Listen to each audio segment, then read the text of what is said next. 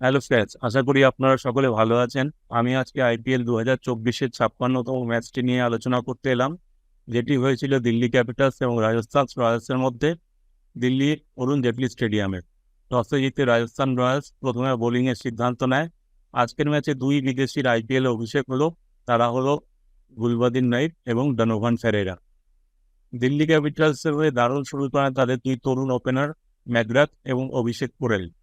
ইনিংসের শুরু থেকেই অত্যন্ত আক্রমণাত্মক ভঙ্গিতে ব্যাট করতে শুরু করেন ম্যাকগ্রাথ। এর মধ্যে চতুর্থ ওভারে আবেশ খানের বলে তিনি নেন 28 রান, কিন্তু এর পরের ওভারেই তাকে আউট করেন রবিচন্দ্রন অশ্বিন। ম্যাকগ্রাথ 20 বলে 50 রান করে যান। তিনি 7টি চার এবং 3টি ছয় মারেন। ওপেনিং পার্টনারশিপটি হয়েছিল 60 রানের, আর উল্লেখযোগ্যভাবে তার মধ্যে 50 রানই এসেছিল ম্যাকগ্রাথের ব্যাট থেকে। ষষ্ঠ ওভারে প্রথম বলে দুর্ভাগ্যজনকভাবে রান আউট হয়ে যান সাই হোপ। পাওয়ার প্লে 6 ওভার শেষে দিল্লি ক্যাপিটালস করে 2 উইকেটে 78 রান। ম্যাকগ্রাথ আউট হয়ে যাওয়ার পরে অন্য ওপেনার অভিষেক পোরেল দায়িত্ব নেন রাজস্থান রয়্যালসের বোলিং বিভাগকে আক্রমণের। তিনি ও অক্ষর প্যাটেল 42 রানের একটি পার্টনারশিপ করেন। 10ম ওভারে অক্ষর প্যাটেলকে আউট করেন রবিচন্দ্রন অশ্বিন। অক্ষর প্যাটেল 10 বলে 15 রান করেন, একটি চার এবং একটি ছয়ের সাহায্যে। 10 ওভার শেষে দিল্লি ক্যাপিটালস করে 3 উইকেট হারিয়ে 115 রান। এর পরের ওভারে একটি ছয় মেরে এবারের আইপিএলে নিজের প্রথম 50 করেন অভিষেক পোরেল। তিনি দারুণ সব শট খেলছিলেন। অভিষেক পোরেল করেন 36 বলে 65 রান, 7টি চার এবং 3টি ছয়ের সাহায্যে। তাকে আউট করেন রবিচন্দ্রন অশ্বিন 13তম ওভারে।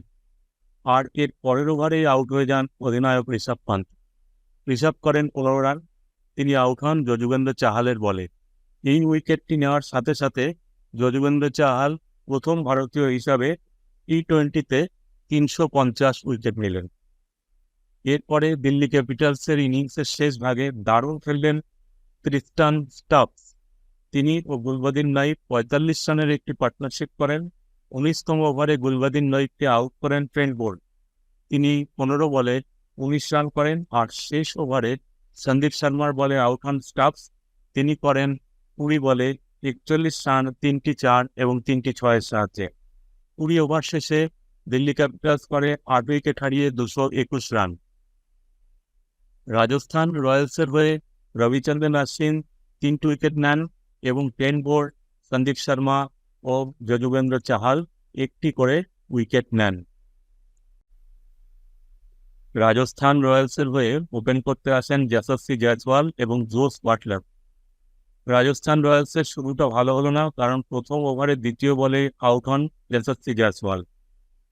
এরপরে ব্যাট করতে আসেন অধিনায়ক সঞ্জু স্যামসন। তিনি অত্যন্ত আক্রমণাত্মক ভঙ্গিতে ব্যাটিং শুরু করেছিলেন। পঞ্চম ওভারের প্রথম বলেই আউট হয়ে যেতে পারতেন জোস বাটলার, কিন্তু তার ক্যাচ মিস করেন স্টাফস। কিন্তু এর পরের ওভারেই আউট হয়ে যান জোস বাটলার অক্ষর প্যাটেলের বলে। জোস বাটলারের ব্যাটে লেগে বল উইকেটে লাগে। তিনি 17 বলে 19 রান করেন। এরপরে ব্যাট করতে আসে রিয়ান পরাগ, যিনি এই মরশুমে রাজস্থান রয়্যালসের হয়ে খুব ভালো খেলছেন। পাওয়ার প্লে প্রথম 6 ওভার শেষে রাজস্থান রয়্যালস করে 2 উইকেটে 67 রান। এরপরে সঞ্জু স্যামসন এবং রিয়ান পরাগ ভালোই খেলছিলেন এবং প্রথম 10 ওভার শেষে রাজস্থান রয়্যালস করে 2 উইকেটে 93 রান। একাদশ ওভারের শেষ বলে আউট হয়ে যান রিয়ান পরাগ। তাকে আউট করেন রশিক দারসালাম একটি দারুণ স্লোয়ার বলেন। রিয়ান পরাগ করেন 22 বলে 27 রান এবং তিনি একটি চার ও 3টি ছয় মারেন। এরপরে ব্যাট করতে আসেন শুভম দুবে। সঞ্জু স্যামসন এবং শুভম দুবে 59 রানের একটি পার্টনারশিপ করেন এবং এই পার্টনারশিপটি দিল্লি ক্যাপিটালসের জন্য যথেষ্ট চিন্তার কারণ হয়ে উঠেছিল।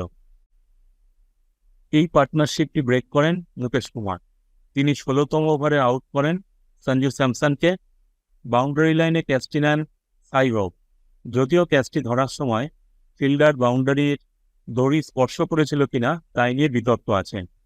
সে যাই হোক, সঞ্জু স্যামসন অসাধারণ খেললেন। তিনি করেন 46 বলে 86 রান, যার মধ্যে ছিল 8টি চার এবং 6টি ছয়। এর পরের ওভারে শুভম দুবেও আউট হয়ে যান 12 বলে 25 রান করে। তিনি 2টি চার এবং 2টি ছয় মারেন।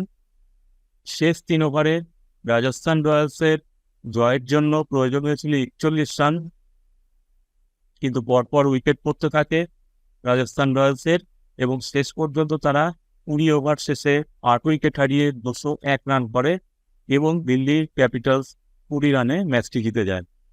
দিল্লি ক্যাপিটালসের হয়ে খলিল আহমেদ, মুকেশ কুমার এবং কুলদীপ যাদব 2টি করে উইকেট নেন এবং অক্ষর প্যাটেল ও রশিক তার সালাম 1টি করে উইকেট নেন। ভালো বোলিংয়ের জন্য প্লেয়ার অব দ্য ম্যাচ নির্বাচিত হন কুলদীপ যাদব। আশা করি ভিডিওটি আপনাদের ভালো লেগেছে।